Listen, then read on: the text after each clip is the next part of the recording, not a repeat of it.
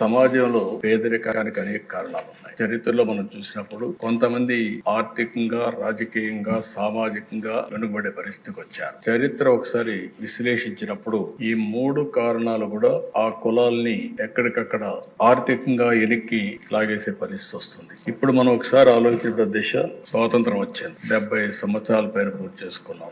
నేను మళ్ళా చూస్తే 2047కి 100 సంవత్సరాలు పూర్తి చేసుకోబోతున్నాం. ఇంకా కూడా ఆర్థికంగా, రాజకీయంగా, సామాజికంగా అసమానతల పైన పోరాడే పరిస్థితి వస్తా ఉంది. ఇక్కడికి వచ్చినప్పుడు దిశ ఈ కేసు చెప్పిన తర్వాత చరిత్ర కూడా ఒకసారి చరిత్రలో నేను కూడా ఒక 40-50 ఏళ్ళు భాగస్వాములు అయ్యే పరిస్థితికి వచ్చాం.